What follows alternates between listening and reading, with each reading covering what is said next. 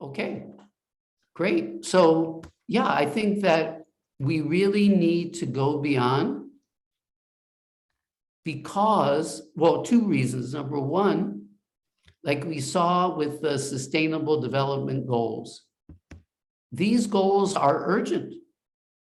People are dying. And like, if you go and you look at the Sustainable Development Goals, like hunger, people die from hunger every day, thousands. And also there's something called stunting where they don't develop to their full physical and mental potential because they don't have enough nutrition. So this is really an emergency situation. And at the same time, we know as language teachers that if we give students something that they care about, something important to read about, to listen to talk about, to write about, then they're going to learn better. So we're not going off topic. We're actually finding a better way to teach language. So going back to ecolinguistics, there was a famous linguist named Michael Halliday, who is kind of the founder of ecolinguistics, or one of them. And the key point that he made was language does not passively reflect reality. Language actively creates reality.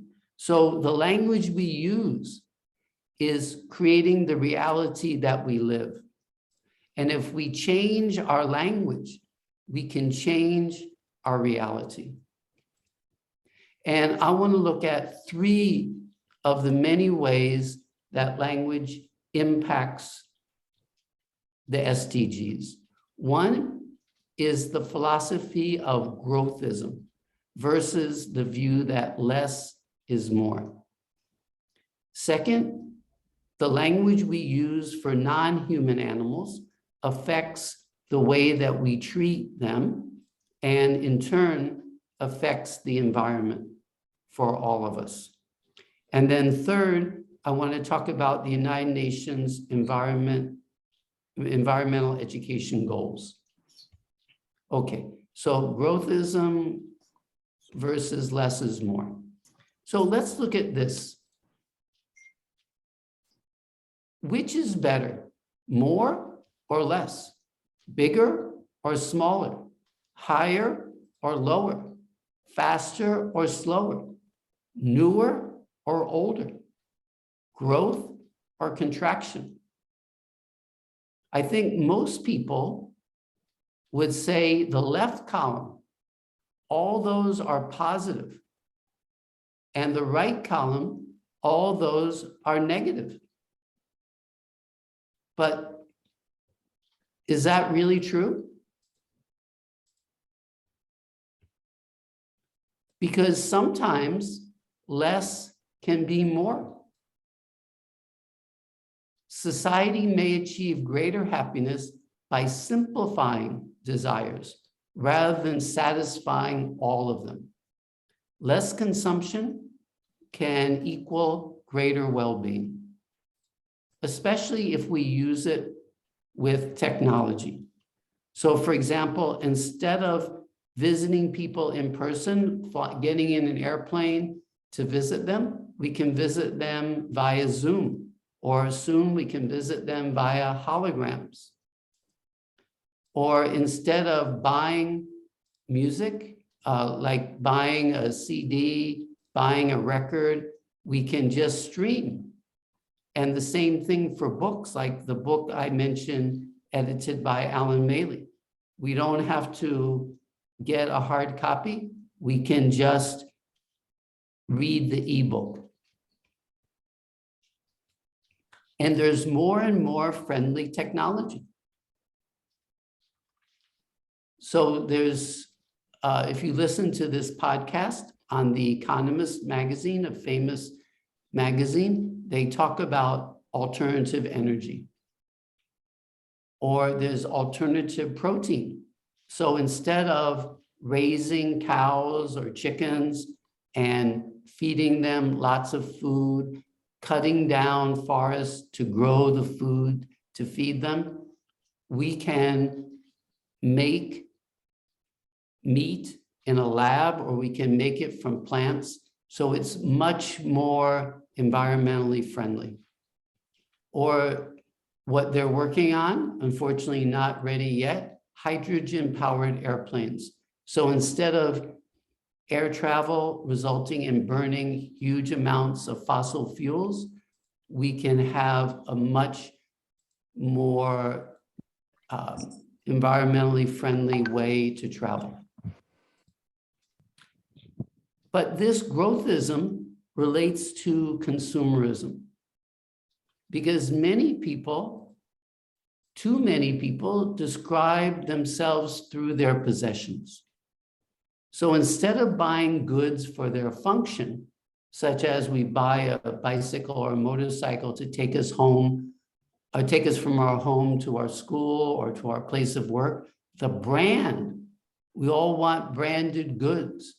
The look of what we have is more important than the function. And that's the same for our home, for our clothing, for our food, for our jewelry. We need shark's fin soup at our wedding, or otherwise it's not sufficiently atas, not high status. Materialism is another form of this consumer identity. The value of a good or a service is determined by how much it costs. If it costs more, it must be greater value, greater quality. If your shoes are made by Nike, oh, then it's fine to spend another $50 or $100.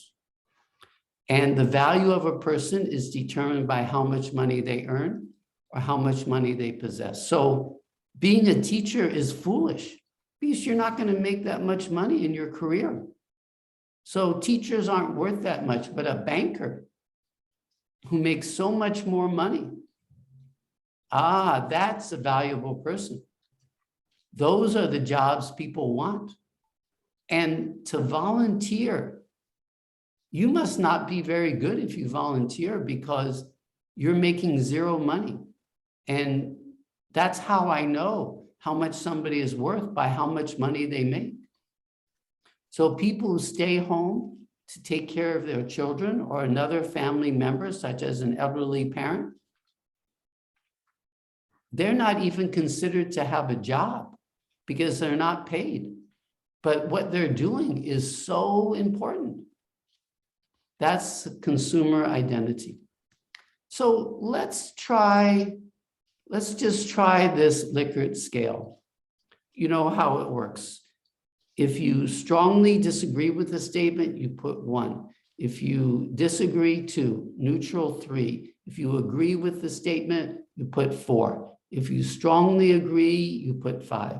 So having branded goods is important to me. So can you use the chat and go ahead and put the number according to you, according to your view, how important branded goods are to you? Okay, so we got a lot of 2s and 3s. There's a 1, no 4s and 5s. What's wrong with you guys? 5, okay, right. Okay, we even got some 1s. So would anyone who's, another 5. Great. So would anyone who is a 1 like to unmute yourself and explain your reason for being a 1? And I'm going to ask a 5 also.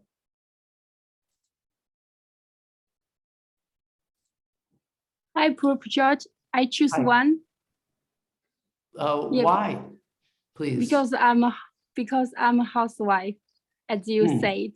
So I think it's not that important. It is not important to get a brand job.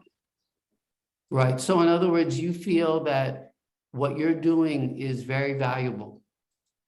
Yes, supporting the family, raising the children, I think it's more important than doing job outside. Okay, thank you very much. And how about somebody who put 5? Because I love to hear different opinions. It's very good to hear different opinions. So would one of the people put 5 like to explain? Hi, Prof. Hi.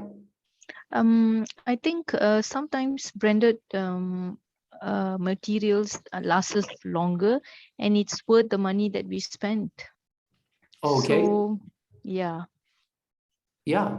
So if you didn't have branded goods, like branded sports shoes, and you see somebody with branded goods, like branded shoes, do you feel inferior to them? I don't think so, Prof, because I think it's more to the usability and the long-lasting quality that matters. Okay. No intimidation. Okay, good. Thank you for speaking up. Okay, let's Thanks, Prof. do another one.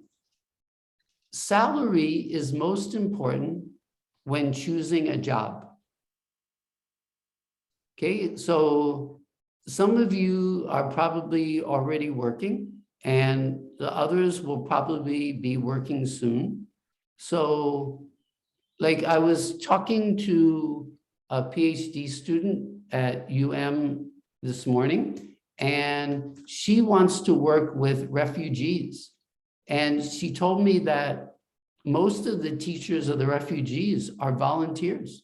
They don't get paid anything. So is that wrong? Are they making the wrong decision?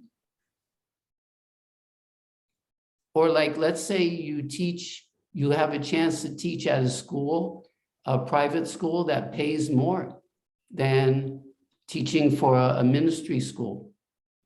Is that a good reason to choose that school? So again, please choose 1, 2, 3, 4, or 5 and put your number in the chat.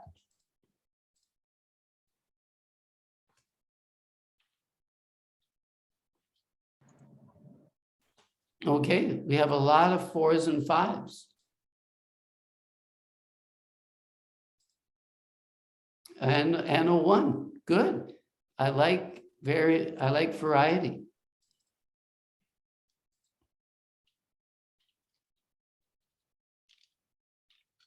Okay, let's give people a little more time.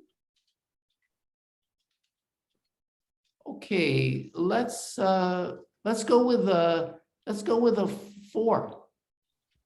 Anis Amin, could you unmute and explain why you chose 4?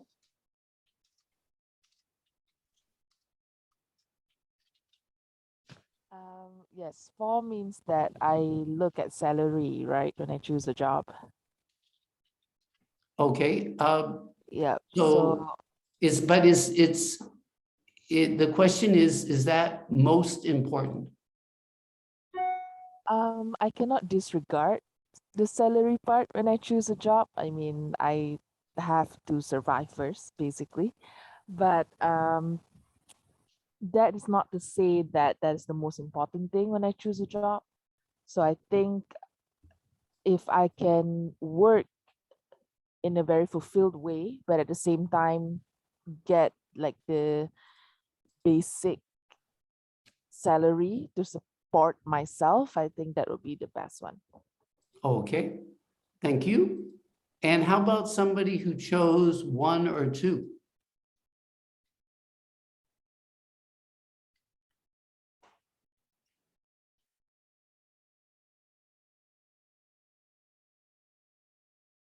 That's okay. Let's go on. We have one more. It says, I frequently volunteer or spend time helping friends and family. So in other words, when you have time, you could work, especially nowadays when we can work from home. We can have a side job. Like I have a nephew, he has a full-time job and he has a side job. And so that means he has very little time for family and friends or to do volunteer work.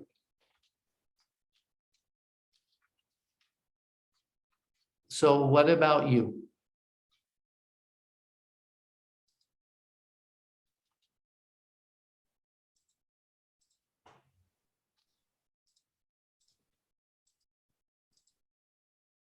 Let's see what kind of numbers we get here.